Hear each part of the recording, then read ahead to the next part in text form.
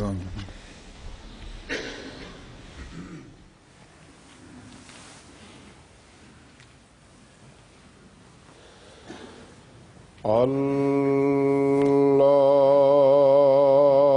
الله أكبر.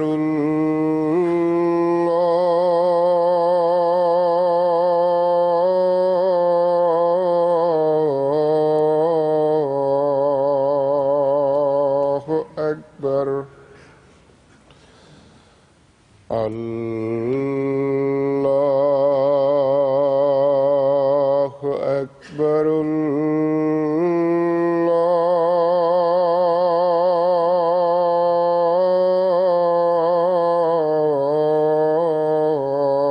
الله أكبر.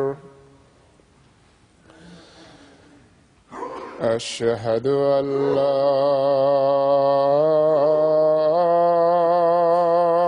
إله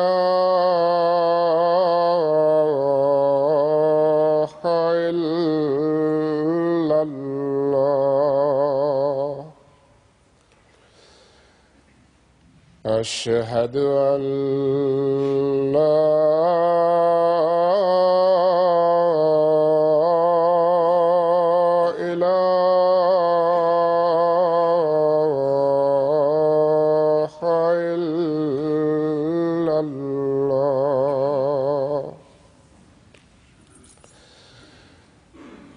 أشهد أن محمدًا رسول الله.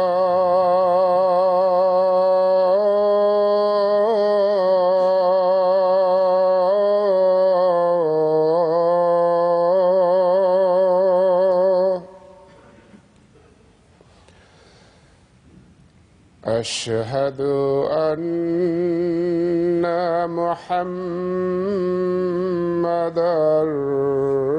رسول الله.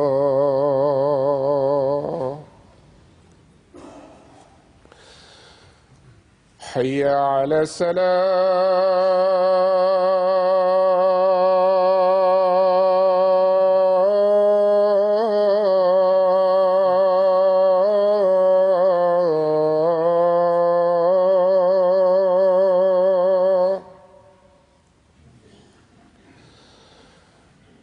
حي على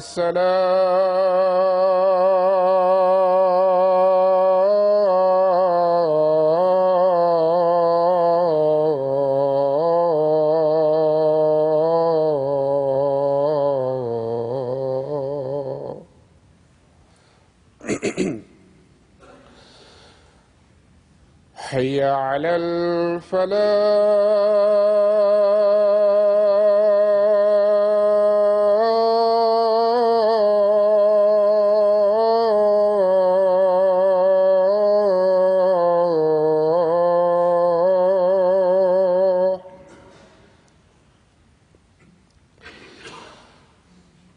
حي على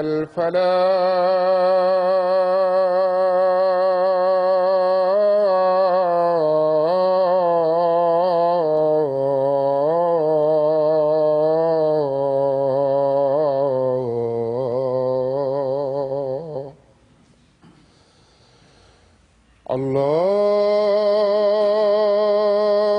أكبر.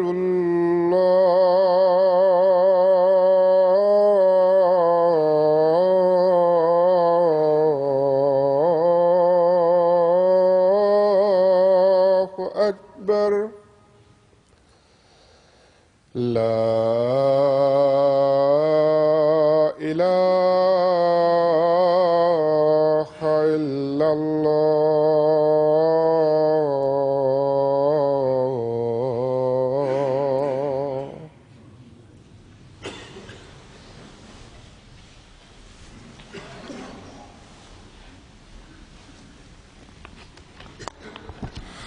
السلام عليكم ورحمة الله.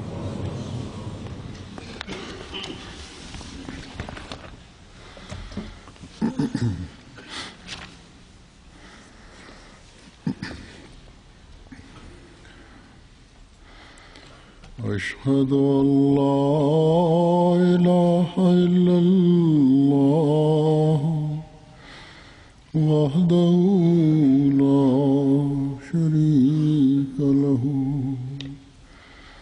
وأشهد أن محمدا عبده ورسوله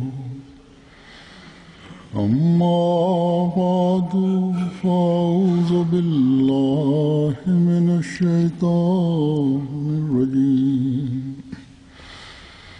بسم الله الرحمن الرحيم الحمد لله رب العالمين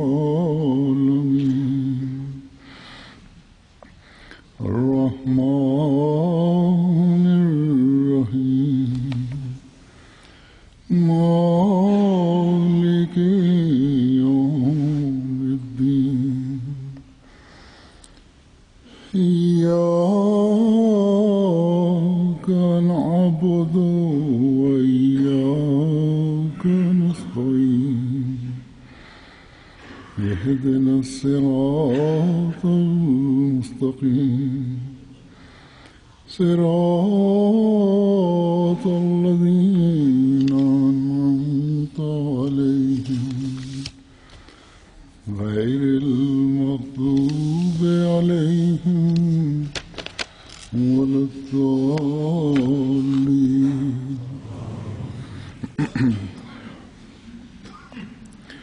كنتم خير أمة أخرجت للناس تأمرون بالمعروف وتنهون عن المنكر وتؤمنون بالله ولو آمن أهل الكتاب لكان خيرا لهم منهم المؤمنون وأكثرهم الفاسقون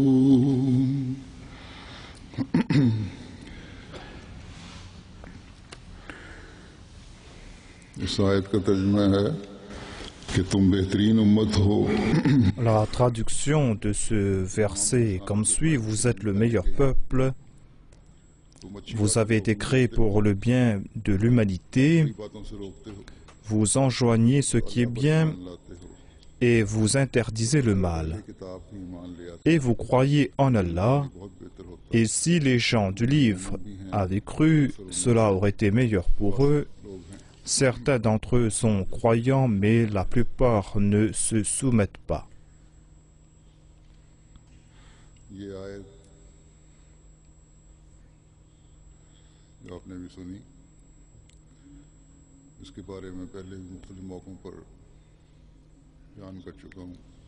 J'ai déjà à plusieurs reprises cité ce verset que je viens de vous présenter.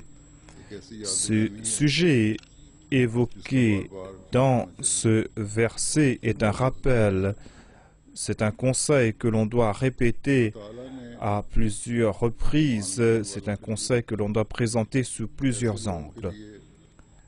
Allah a déclaré à propos des croyants, de ceux qui ne se contentent pas de faire des déclarations de foi, mais qui protègent aussi leur foi,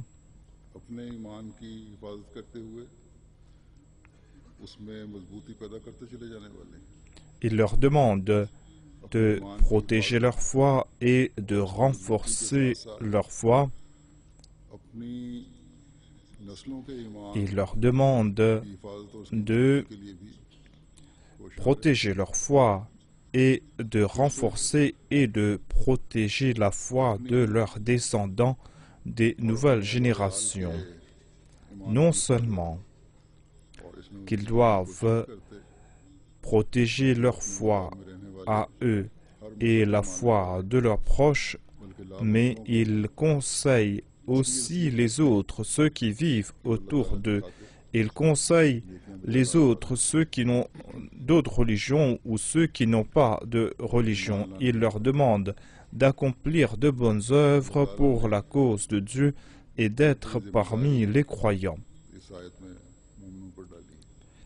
Dieu a placé une grande responsabilité sur les épaules des croyants dans ce verset, de ces croyants qui disent que nous avons accepté l'imam de l'époque et que nous nous sommes asservis à l'imam de l'époque, que nous lui avons prêté allégeance et que par ce faire, nous avons prouvé notre foi en Dieu et que nous avons prouvé que notre foi est ferme.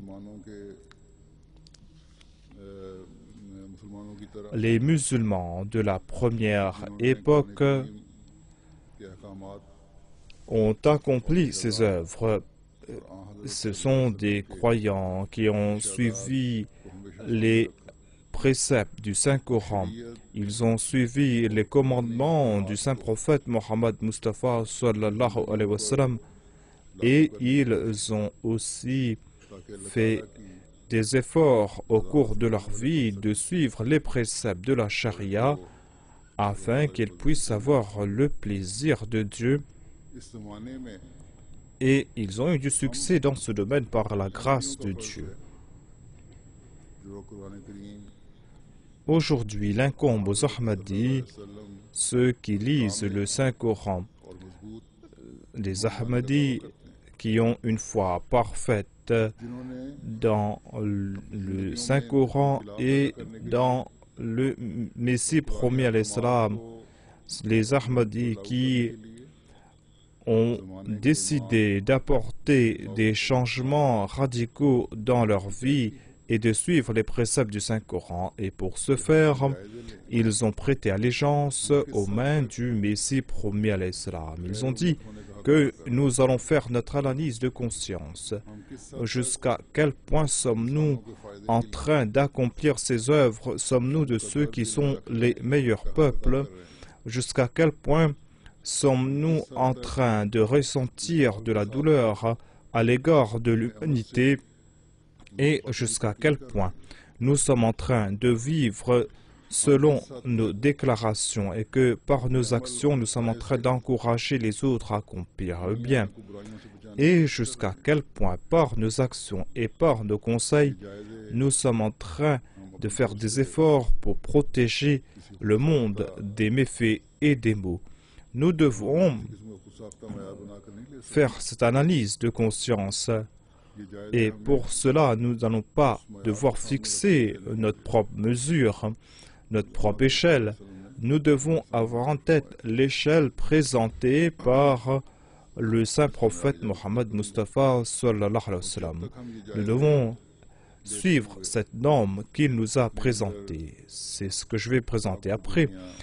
Et tant que nous allons faire notre analyse, tant que nous allons apporter en nous des changements purs, nous allons progresser sur la voie du progrès. Inch'Allah.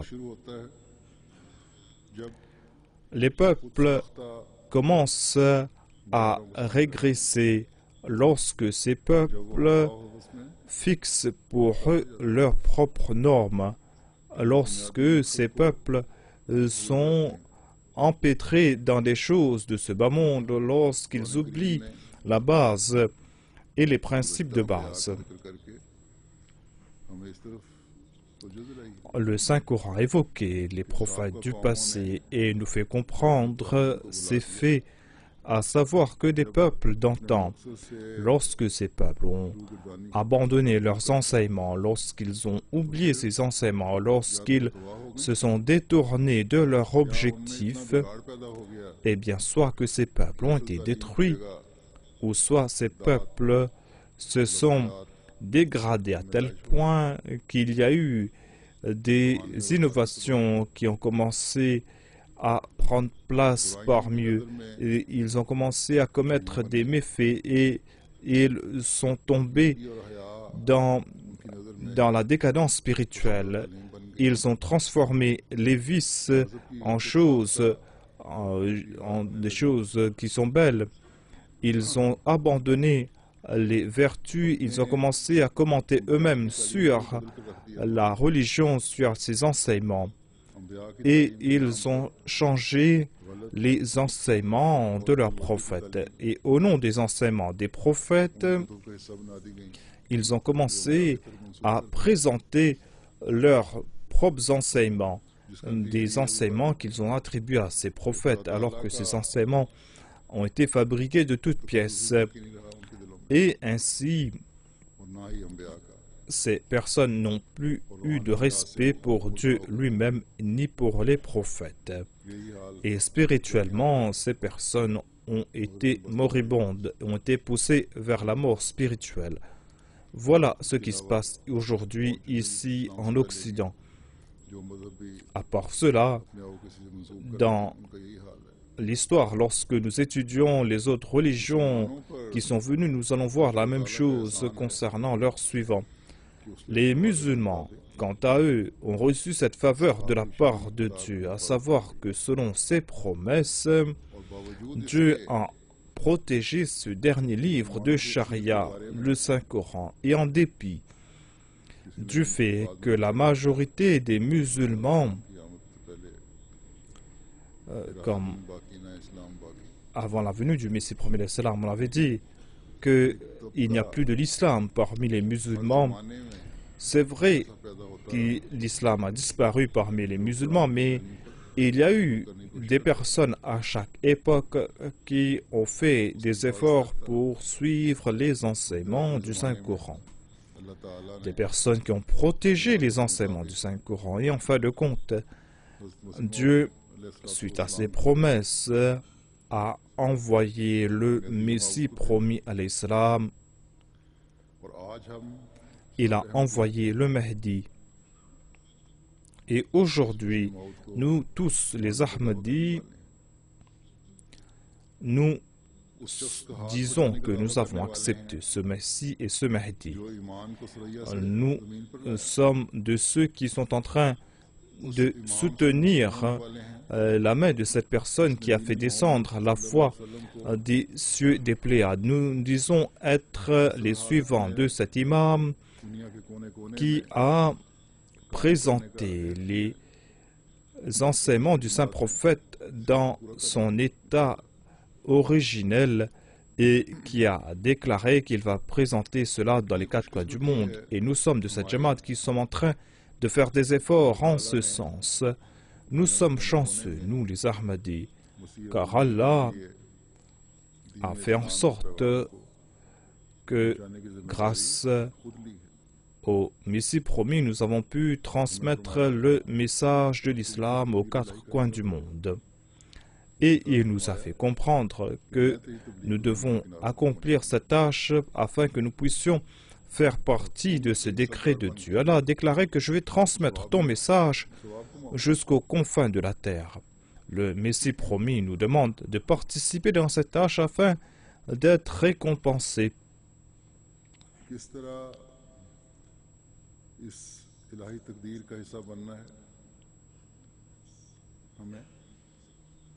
Comment faire partie de ce décret divin? Comment agir? Pour cela, nous allons devoir apporter en nous une révolution et nous devons essayer de faire en sorte que nous puissions avoir le plaisir de Dieu et nous devons nous consacrer entièrement à Dieu et nous devons repousser tout mot. Et il faut qu'il y ait une correspondance entre nos actions et nos paroles. Ces versets nous présentent des faits et si nous commençons à prêcher ce message, eh bien, toute personne de bonne nature va venir vers nous.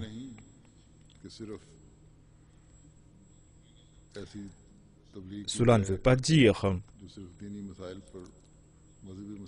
qu'on doit prêcher ce message et parler uniquement à propos de la religion, à propos de la spiritualité. Ces enseignements qui sont présentés ici peuvent attirer même les gens de ce bas monde, des gens qui ne sont pas intéressés par la religion. Quelle que soit sa religion, cette personne sera intéressée par le message qui est présenter ici, car toute personne qui adopte une religion essaye de suivre ses excellences. Il y a en sa personne cette nature qui désire le bien. Même des personnes qui n'ont pas de religion, même les athées, vont dire que des bonnes actions sont bonnes et que des bonnes paroles sont bonnes et que des méfaits sont condamnables. Donc Allah nous fait comprendre que nous devons, quant à nous, comprendre cette responsabilité. Et pour avoir le plaisir de Dieu, nous allons devoir toujours enjoindre le bien et interdire le mal. Nous allons devoir nous acquitter de nos devoirs vers Dieu et nous allons devoir aussi être vigilants quant à ceux qui nous empêchent d'accomplir ces œuvres.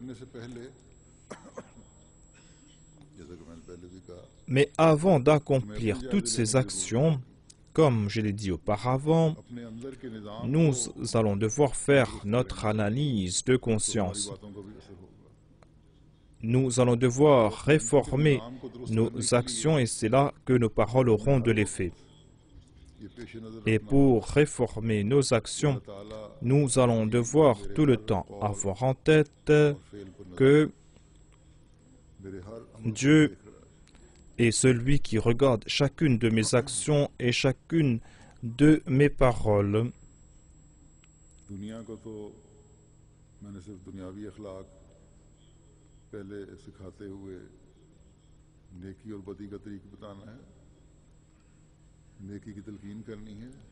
Donc, si vous voulez enjoindre le bien, si vous voulez interdire le mal,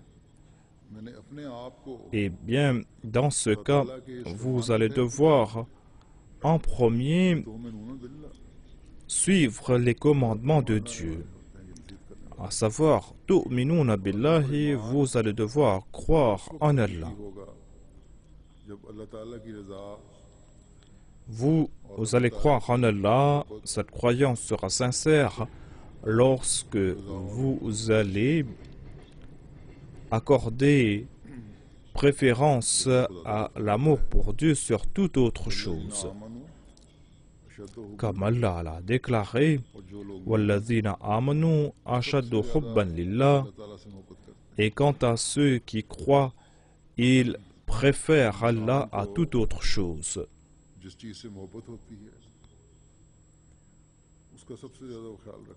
La chose que l'homme aime le plus est la chose qu'il chérit le plus, qu'il protège le plus. Et lorsque nous disons que nous avons cru, nous allons devoir accorder prééminence à l'amour pour Dieu. Et puisque nous éprouvons de l'amour pour Dieu, nous allons devoir accorder plus d'importance aux commandements de Dieu et le fait de les traduire dans la pratique. Lorsque nous allons faire notre analyse, nous allons comprendre qu'une khayri umma, la meilleure des ummas, ne signifie pas de déclarer qu'on croit. Ce n'est pas par cela qu'on va avoir le plaisir de Dieu. C'est en suivant les préceptes de Dieu que l'on sera considéré comme la khayri umma, comme la meilleure des ummas. Pour avoir le plaisir de Dieu, nous allons devoir enjoindre le bien, nous allons devoir interdire le mal. Et c'est là que nous pourrons être considérés comme la meilleure des ummas. Et lorsque le croyant va aller de l'avant, un véritable croyant va voir en premier que ce que je suis en train de conseiller, est-ce que je possède ces qualités? Le mal que je suis en train d'interdire, est-ce que je ne possède pas ces mots moi-même? Est-ce que je ne les pratique pas? Donc, d'une part, il va réfléchir, il va se demander que je dis que j'éprouve de l'amour pour Dieu en raison de ma foi. J'aime Dieu et comment se peut-il que je ne puisse lui présenter mon état? Dieu, lorsqu'on aime quelqu'un, on présente aussi ses secrets. C'est-à-dire, la personne qu'on aime connaît nos secrets, mais Allah est celui qui connaît l'invisible et le visible. Ce n'est pas la peine de l'informer. Il connaît ce qui est caché et ce qui est secret et ce qui est évident. Allah déclare que vous dites que vous m'aimez moi. D'autre part, moi qui connais l'état de vos cœurs, j'ai regardé ou je regarde ce qu'il y a dans les tréfonds de votre cœur. Et vous n'êtes pas en train de pratiquer ce que vous êtes en train de prêcher. Donc,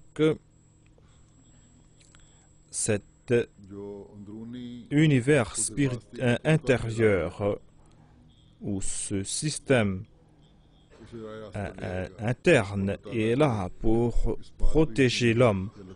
Et si l'homme possède cet état en soi, eh bien, il va suivre ce que lui dicte ce système, à condition qu'il croit en Dieu, à condition qu'il accepte que Dieu est celui qui connaît le visible et l'invisible. Donc, ce n'est pas à nous de nous présenter pour protéger la foi des autres. Nous devons comprendre quel est notre état à nous en premier. Et nous allons devoir aussi être vigilants concernant chaque méfait.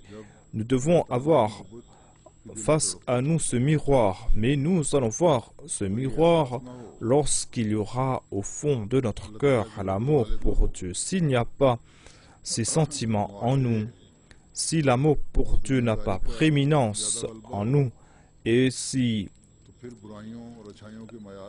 en nous règne le matérialisme, eh bien, nous allons changer la norme concernant le bien et le mal. Il y a certaines traditions au sein de la communauté. Le Messie promis à l'Islam, ainsi que ses califes, à plusieurs reprises, nous ont présenté les enseignements de l'islam et comment pratiquer ces enseignements au sein de la communauté.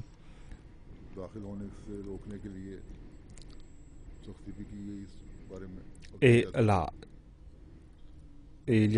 on a dû être sévère dans certains domaines pour empêcher certaines traditions, certaines innovations.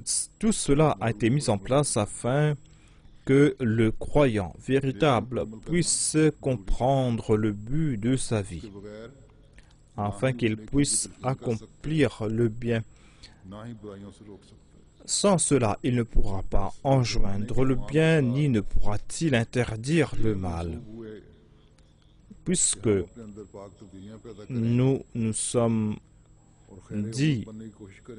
avons dit plutôt que nous avons suivi l'imam de l'époque et que nous sommes en train de faire des efforts pour être la Khairi Ummah, eh bien nous allons devoir abandonner toute forme de matérialisme. Nous ne devons pas fixer pour nous notre norme pour les bonnes œuvres et la vertu, car vertu signifie suivre les préceptes de l'islam. Tout comme cela nous a été présenté par le Messie promis à l'Islam, lui qui a reçu des directives de la part de Dieu, lui qui a mis en place ces enseignements. C'est là quelque chose d'important. Tout Ahmadi doit comprendre cela.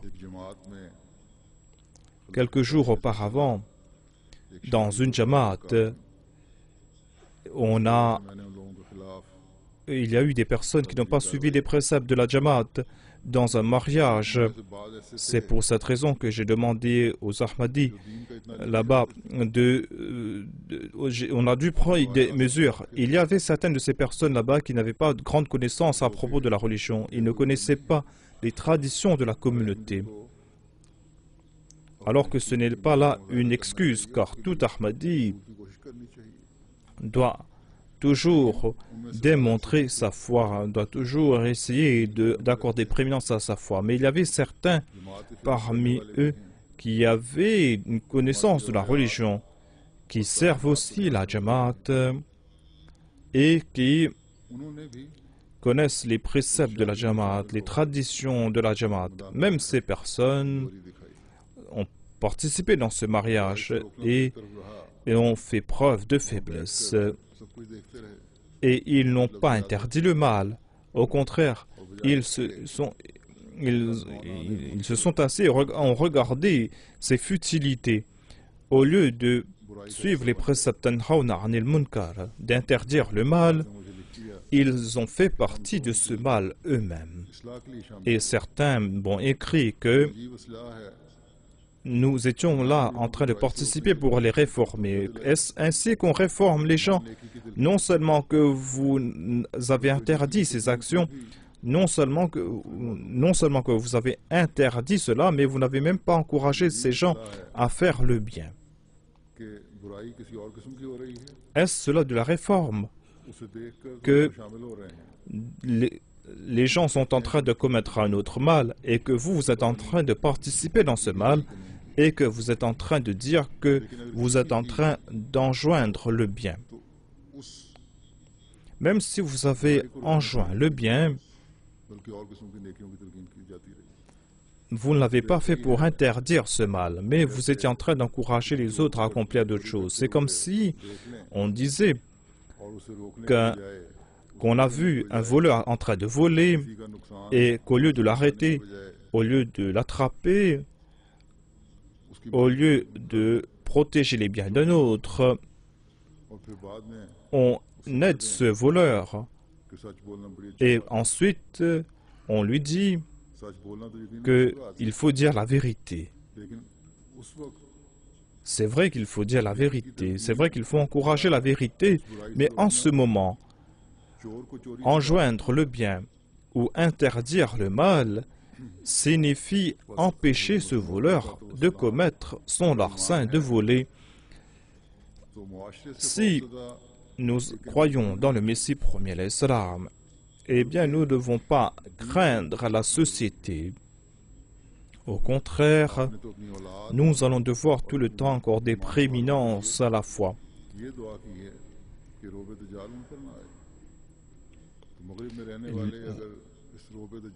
Le Messie premier, l'Islam, avait prié pour ses descendants pour qu'ils ne soient pas frappés par le Dajjal, par son influence. Cet incident qui s'est passé, comme je l'ai dit, beaucoup de personnes étaient impliquées. On m'avait dit que cela va créer des troubles dans la Jamaat. Je leur ai dit que certainement ces personnes seront châtiées pour cela, même s'il y a de l'anxiété dans la Jamaat, même si d'autres personnes veulent partir, eh bien ces personnes peuvent partir, elles sont libres de partir. Mais nous, quant à nous, nous allons suivre les préceptes de l'islam. C'est-à-dire que nous allons devoir éviter toute forme de futilité, toute chose banale.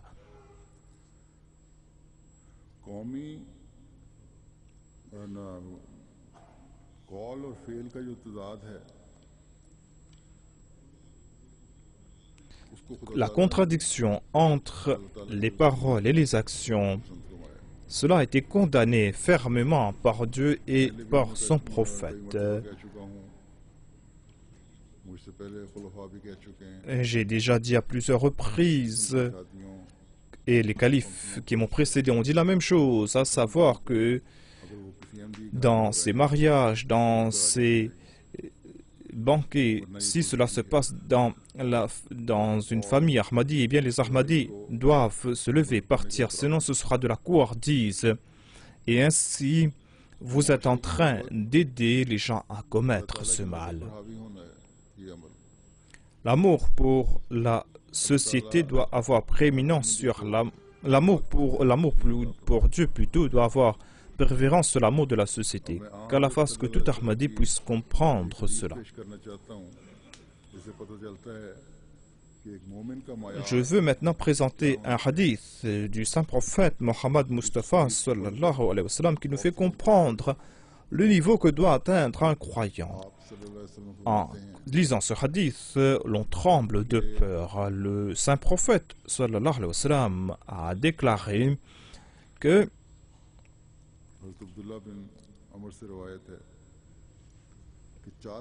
c'est un hadith cité par Hadrat Abdullah qui a déclaré qu'il y a 4 qualités qui peuvent nous transformer en hypocrites. Celui qui possède une partie de ces qualités possédera un aspect de l'hypocrisie tant qu'il ne l'abandonne pas. Si on lui confie quelque chose comme charge, eh bien, cette personne ne respecte pas ses engagements. Ensuite, lorsque cette personne parle, eh bien, elle ment. Troisièmement, si elle fait une promesse, elle brise ses promesses, elle ne la respecte pas. Ensuite, lorsque cette personne se bat, ou bien lorsque cette personne dispute avec quelqu'un ou discute avec quelqu'un, cette personne commence à insulter les autres.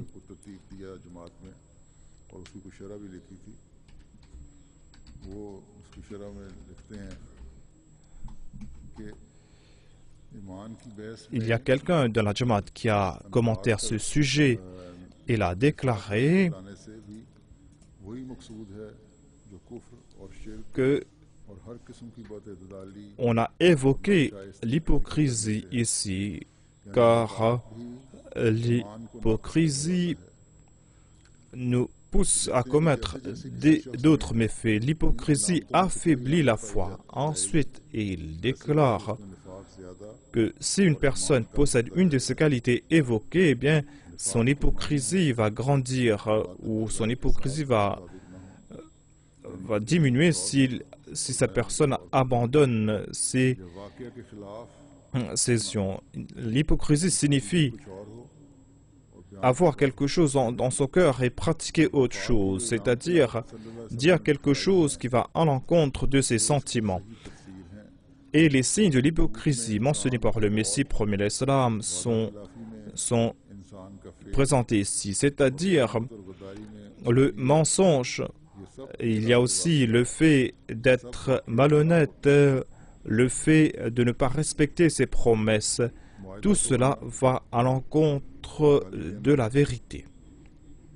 Ne pas respecter ses engagements, insulter les autres, vont à l'encontre de la situation. Donc ce sont de grands exemples d'hypocrisie pour nous faire comprendre ce que c'est que l'hypocrisie. Ne pas posséder la foi et posséder une foi verbale ne signifie pas. Ou posséder la foi et ne pas dévoiler la foi signifie aller à l'encontre de la réalité. Certaines personnes disent que nous avons accepté le Messie promis en notre cœur, mais ces personnes ne peuvent pas présenter leur foi au monde. Cela est une forme d'hypocrisie. Il y a d'autres qui possèdent la foi mais qui ne la pratiquent pas. Ces personnes croient, mais leurs actions vont à l'encontre de cet enseignement. C'est là une autre forme d'hypocrisie. Donc, voilà l'essence et les nuances de l'hypocrisie. Ce hadith nous présente ce mal et le saint prophète sallallahu alayhi wa sallam nous a fait comprendre que ce mal s'est répandu et aujourd'hui ce mal s'est répandu davantage et certainement il y a certaines personnes qui sont la cible de ces maux, qui sont en train d'être la cible de ces méfaits. Le saint prophète Mohammed paix soit lui déclare que si vous possédez une qualité présentée ici, eh bien votre cœur sera coupable d'un aspect de l'hypocrisie. C'est pour cette raison peut-être que le Messie premier a déclaré qu'à l'époque du saint prophète sallallahu alayhi wa sallam, les hypocrites, si ces hypocrites vivaient aujourd'hui, eh bien ces hypocrites auraient été considérés comme de grands croyants, car lorsque le mal atteint son comble, eh bien même le peu de vertu a grande importance. Ces personnes qu'on considérait comme des hypocrites étaient en fait des personnes hypocrites comparées aux grands compagnons du saint prophète Mohammed Mustafa sallallahu alayhi wa sallam. Mais l'on doit aussi comprendre qu'après avoir accepté le Messie premier l'Islam, la norme doit changer pour nous. Nous devons fixer la barre très haute face aux autres musulmans. Nous ne devons pas nous placer dans le groupe de ces croyants qui étaient faibles. Nous ne devons pas suivre leur exemple à eux, mais nous devons avoir comme référence ceux qui ont atteint le plus haut degré parmi les croyants, parmi les compagnons du saint prophète, sallallahu alayhi wa sallam. Des personnes à qui Dieu a accordé son paradis, à qui il leur a donné la bonne nouvelle qu'ils auront son plaisir et son paradis. Voilà la référence pour nous. Nous devons suivre l'exemple de Dieu et de son prophète. Notre honnêteté doit être élevée.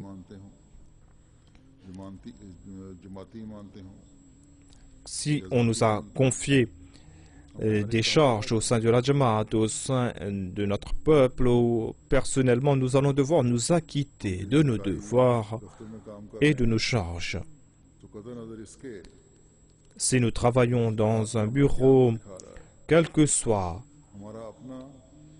l'action des autres, quelle que soit l'action de nos collègues, quant à nous, nous allons devoir faire preuve d'honnêteté et nous allons devoir nous démarquer des autres dans ces domaines. Quand vous travaillez dans une compagnie privée, vous devez vous démarquer des autres en tant qu'Ahmadi par vos actions. Aujourd'hui, nous disons avec fierté, nous leur disons aux autres que l'honnêteté d'un Ahmadi est meilleure que l'honnêteté des autres. Mais il ne suffit pas de dire cela. Cela n'est pas une preuve. On ne doit pas être fier à ce sujet. On doit être fier, tout simple. On doit être fier si le niveau de honnêteté est le plus élevé.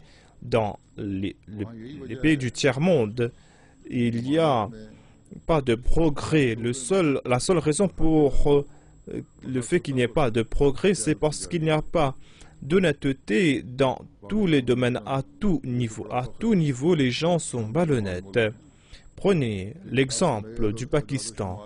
Ils disent que nous sommes musulmans, c'est une république musulmane. Mais là, selon les chiffres présentés ici, le Pakistan est en tête de liste dans les pays les plus corrompus. Il y a aussi d'autres pays musulmans ou d'autres pays où il y a une majorité de musulmans, où les musulmans sont au pouvoir, mais qui sont malhonnêtes et qui sont en train de s'empêtrer davantage dans la malhonnêteté.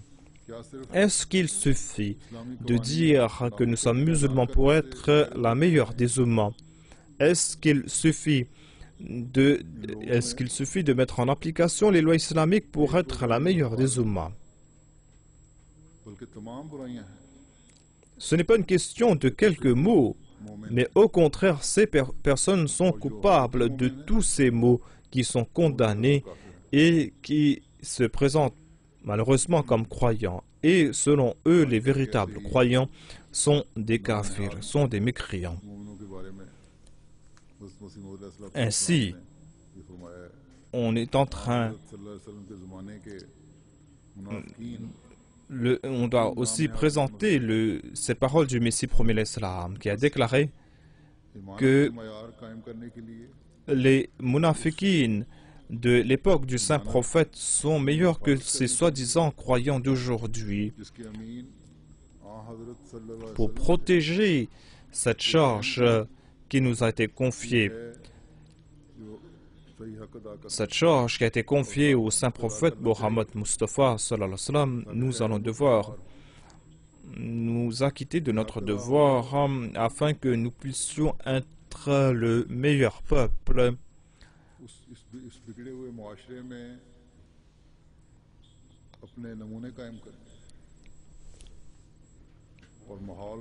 Ainsi, nous allons devoir être un exemple pour les autres.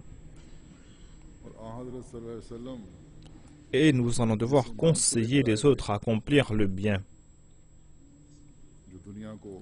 Le saint prophète sallallahu alayhi wa sallam est venu apporter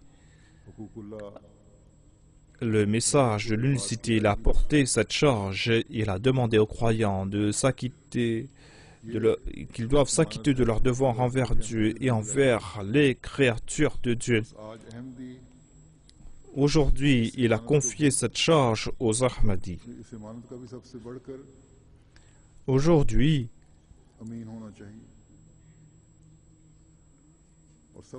les Ahmadis doivent respecter le plus cet engagement et cette charge. Et pour cela, ils vont devoir se réformer leur âme.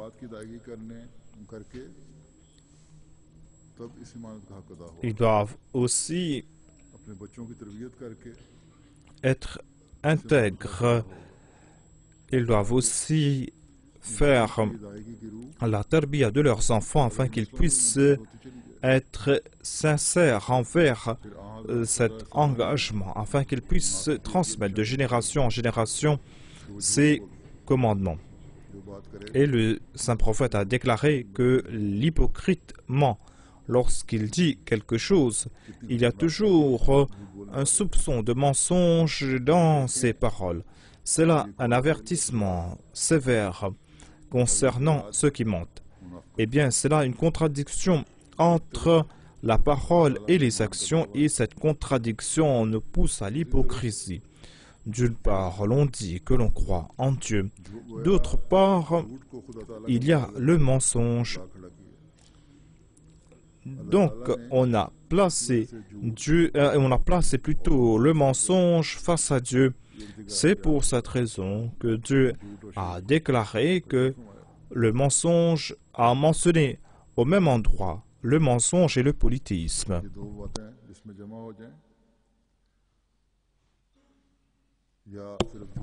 Celui qui commet ces deux méfaits, ou celui qui se contente de mentir, eh bien, cette personne est une mushrik ou un polythéiste.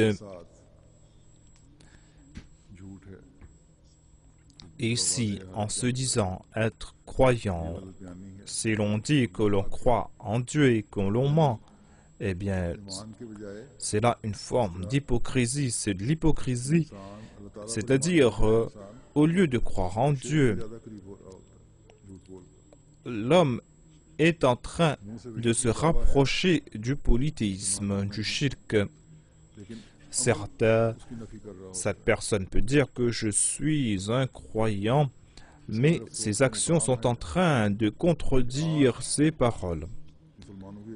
On doit donc être très triste à ce sujet. La majorité des musulmans aujourd'hui ne font plus de distinction entre la vérité et le mensonge. Si aujourd'hui les Ahmadis ne font pas un djihad à ce sujet, si les Ahmadis n'essayent pas de se réformer, eh bien, ce sera une tâche qui sera sur leur cœur. Et ce sera en fait, cette personne va en fait se dissocier de la Jama'a du Messie premier de l'islam. Le Messie premier était venu réformer l'humanité. Il est venu mettre en place la charia afin que les gens puissent suivre cette charia. Le Messie premier à l'islam est venu afin que les gens puissent suivre le saint prophète. Lui-même, il a suivi le saint prophète à la lettre. Si nous, qui disons être ses suivants, eh bien, si nous donnons place au mensonge, eh bien, comment allons-nous pratiquer la charia? Nous disons beaucoup de choses. Comment allons-nous pratiquer toutes ces choses? Nous devons donc faire notre analyse de conscience. Au lieu de regarder les autres, chacun doit faire son analyse de conscience. À quel point, jusqu'à quel point on est en train de progresser. Le troisième signe d'un hypocrite présenté par le saint prophète est que lorsqu'il fait une promesse, eh bien, il ne respecte pas sa promesse. Il ne respecte pas son engagement.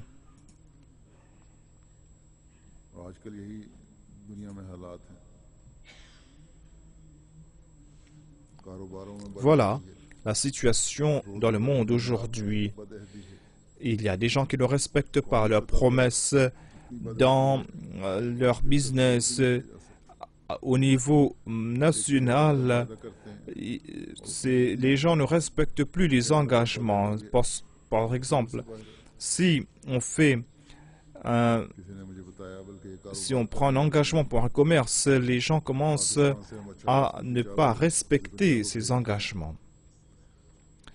Il y avait une personne qui a dit que nous envoyons du riz basmati du Pakistan. Et maintenant, on est en train de placer d'autres types de riz.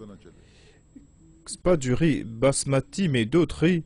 Et ainsi, beaucoup de personnes ne savent pas que ce qu'on est en train de présenter n'est pas le basmati pur. Et les gens ne se soucient pas que même que notre commerce pourra être affecté. Ainsi, le pays sera déshonoré. Il y a aussi d'autres actions de ce genre qu'on est en train de commettre. Donc ce n'est pas seulement le fait qu'on n'est pas en train de respecter ses engagements pour ramasser quelques sous. Certaines personnes sont en train de mentir, ces personnes sont malhonnêtes. Ces personnes se disent être du saint prophète Mohammed sallallahu alayhi wa sallam. Mais quelle était l'attente du saint prophète concernant les croyants? Non seulement dans le commerce, il a présenté des exemples, mais dans d'autres domaines aussi, il a présenté son exemple. Il a présenté ses exemples quand il a fait des traités de paix. Et ainsi, on ne trouve pas d'exemple pareil. Par exemple, il y a le traité de Hudaybiyah. Lorsqu'on était en train d'écrire ce traité, il est dit qu'un compagnon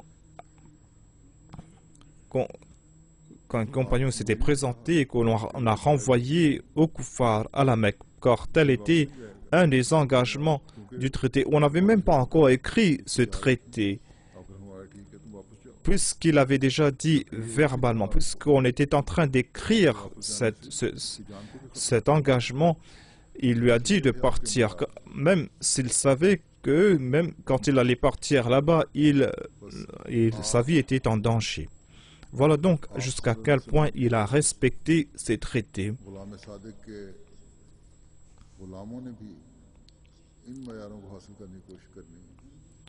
Aujourd'hui, les Ahmadis doivent comprendre cela. Un jour, le saint prophète a placé sa main dans une balle de blé et il a ressenti que le blé au fond était humide. Le saint prophète a condamné ce commerçant. Donc, nous allons devoir, quant à nous, atteindre ce niveau élevé. C'est là que nous allons prouver notre foi indéfectible en Dieu. Et c'est là que nous pourrons prodiguer de véritables conseils. Un autre signe des hypocrites est que lorsqu'ils discutent avec quelqu'un où il commence à insulter l'autre personne. Nous voyons cela parmi nos détracteurs.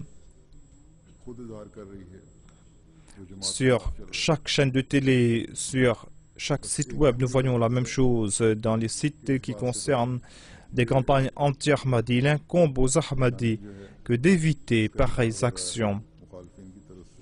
C'est ainsi donc des hypocrites. Ces actions de la part des adversaires, ces actions sont des actions qu'ils vont toujours accomplir, et aucun Ahmadi ne doit jamais utiliser des paroles outrageantes à ce sujet. Nous devons tout le temps avoir en tête l'exemple du saint prophète Mohammed Mustafa sallallahu alayhi wa sallam.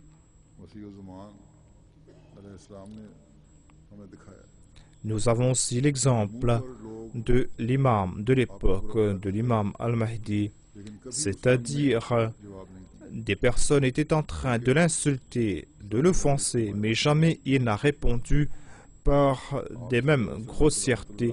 Au contraire, il a toujours pardonné à ces personnes. Le saint prophète Mohammed sallallahu alayhi wa sallam était un rahmatul lil alamin, une miséricorde pour l'humanité tout entière. Même lorsqu'il était sévère, il était une miséricorde pour les autres. Qu'Allah fasse que tout Ahmadi puisse se protéger de ces mots qui peuvent détruire la foi, qui sont là pour détruire la foi.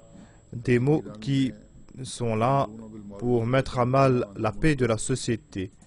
Que nous puissions être de ceux qui suivent ces préceptes, que nous puissions enjoindre le bien et interdire le mal. Aujourd'hui, malheureusement, la majorité des musulmans sont coupables de ces méfaits et ainsi ils sont en train de déshonorer le nom des musulmans. Ces mensonges, le fait qu'on ne respecte pas ses engagements, le fait de ne pas honorer ses engagements, tout cela a détruit les pays et des nations. Dans la plupart des pays musulmans, les politiciens, les gouvernants n'ont plus de lien entre leur peuple et il y a cette bataille rangée entre le peuple et les gouvernants. Cela est en raison de cette hypocrisie. Et les autres profitent de cette situation. Lorsqu'il y a cette hypocrisie, eh bien les non-musulmans profitent de ces situations pour lancer des campagnes contre l'islam. Dans un journal israélien, un juif a écrit que les enseignements de l'islam ne présentent pas la paix. Et tout cela est clair concernant les actions des musulmans. S'il y a une action quelque part, ce sera dans le christianisme ou le judaïsme. Et si on veut voir la paix parmi les musulmans, eh bien la paix se trouve parmi très peu de musulmans parlent de la paix. Donc c'est là quelque chose de très douloureux. Alors que dans leurs enseignements, il y a toujours une question de sévérité, d'âpreté. En raison des actions des musulmans, ils sont en train de nier le fait que l'islam prône la paix. Et c'est pour cette raison que ces personnes sont en train de critiquer l'islam. Nous ne pouvons pas nous contenter de cela. C'est-à-dire que si ils partent d'une minorité, eh bien qu'ils partent de nous, qu'ils partent d'autres musulmans. Nous ne devons pas nous en réjouir en disant que certainement nous faisons partie de cette minorité et que cette minorité est en train de prôner la paix. Nous serons joyeux lorsque la majorité des musulmans vont agir ainsi. Lorsqu'on va comprendre que ces musulmans sont en train de présenter la paix et le message de la paix en raison des enseignements de l'islam. इस्लाम की तालीम पर ये घिनौना इल्ज़ाम है जो इन लोगों ने लगाया है और लगा रहे हैं और लगाते चले जा रहे हैं और C'est मुसलमानों là को फिक्र नहीं इसकी। une accusation sur les enseignements de l'islam et les musulmans ne s'en soucient guère. C'est là quelque chose qui nous blesse profondément. एक अहमदी खुशी तो उस वक्त होगी Comme je l'ai dit, कि हज़रत Mohammad notre joie à nous réside dans le fait lorsque le monde va déclarer que le saint prophète Mohammed sallallahu alayhi wa sallam est venu nous présenter la paix. तालीम है कि जिसके बगैर अमन दुनिया में कायम हो ही नहीं सकता। Et sans ces enseignements, il n'y aura pas de paix. कि अल्लाह ताला Aujourd'hui, il nous incombe à nous de prier afin qu'Allah guide cette umma du saint prophète, और हम भी हकीकी afin qu'il soit अपने le meilleur peuple अपना फर्ज अदा करने वाले et que nous soyons, quant à nous, de véritables croyants et que nous puissions nous acquitter de nos devoirs. खुतबे में एक मैंने हवाला पेश किया था उसकी वजाहत भी मैं करना Dans un de mes précédents sermons, j'avais cité वो quelque chose que je veux présenter ici. De nouveau, je veux faire un éclaircissement à ce sujet. Il a été dit que Abu Lahab भेड़ियों ने चीर फाड़ दिया तौहीन की a été piétiné parce qu'il avait tourmenté le saint prophète Mohammed Mustafa sallallahu alayhi wa sallam, चाहता हूँ ou parce qu'il avait dit des mauvaises choses sur le saint prophète.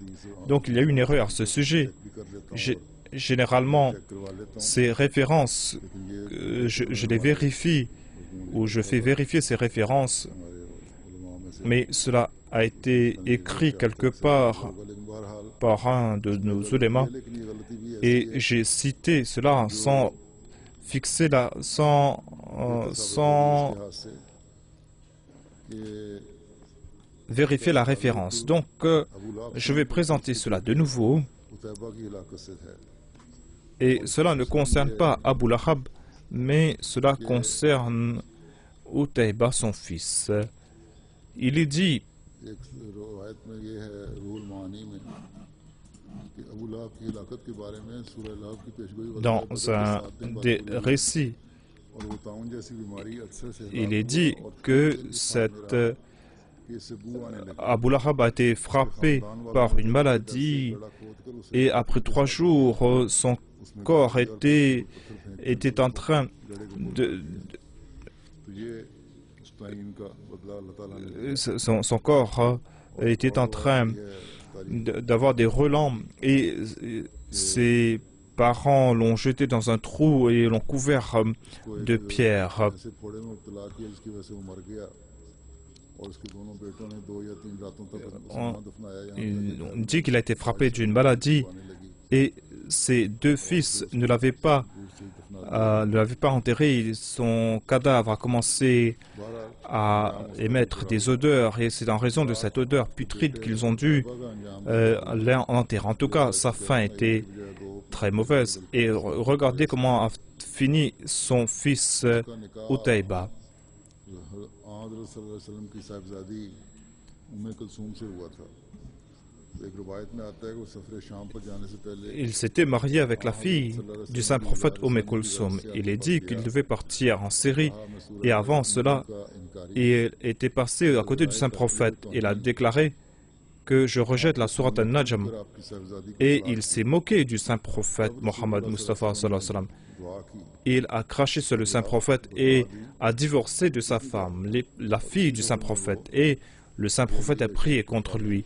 से हलाक हो गया Et ainsi, au cours de ce voyage, il est décédé.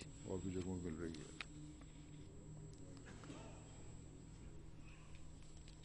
दूसरी बात तीसरी बात जो है खुतबे के अलावा ये है कि अभी नमाजों के बाद मैं एक जनाजा पढ़ाऊंगा जो Ensuite, après la prière de Juma, je vais diriger la prière funéraire Sahib मरहूम de Rashid Ahmad Bad Sahib इनकी 18 अक्टूबर 2010 को de Lahore. 71 साल की उम्र में le 18 octobre 2010, il est décédé. Inna lillahi wa inna ilayhi raji'un.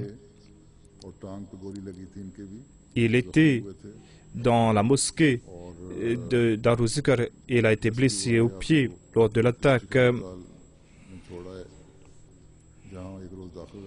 Il avait été transporté à l'hôpital. Il avait perdu beaucoup de sang. Il était très faible. C'est pour cette raison que cela a dû affecter son cœur. Il a servi la communauté. Il était secrétaire Rishtanata, secrétaire Islah ul-Shad. C'était une personne très pieuse qui aimait prêcher le message de l'islam. Il était aussi un homéopathe. Il aimait aider les autres dans ce domaine. Il y a des milliers de personnes qui ont profité de ses qualités. Il avait une très grande fidélité envers le califat. Et il présentait chacun de ses succès comme un résultat des prières du calife. Il a déclaré qu'il avait vu en rêve quelque chose. Il a déclaré que je voulais voir ce qu'il y avait dans cette chose qui s'envolait. Et ensuite, j'ai regardé de près. J'ai vu des étoiles et ces étoiles sont restées devant moi pour longtemps. Après cela, cet objet est monté vers le ciel et on m'a fait comprendre que ce sont les Shuhada de Lahore qui sont en train de monter au ciel après leur décès dans les mosquées le 28 mai à Lahore. Et il a dit qu'après quelques jours, lorsque moi j'ai prononcé mon j'ai prononcé mon serment à ce sujet, il a ressenti cette tranquillité en son cœur. Qu'Allah donc accorde la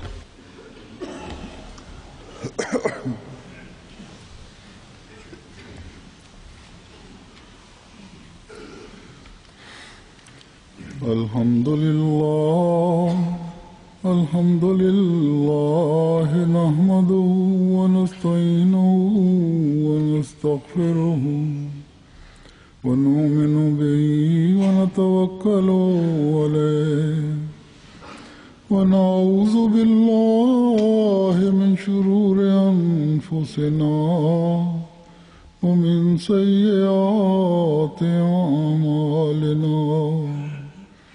من يهده الله فلا مضل له ومن يضلل فلا هادي له ونشهد أن لا إله إلا الله ونشهد أن محمدا عبده ورسوله عباد الله رحمكم الله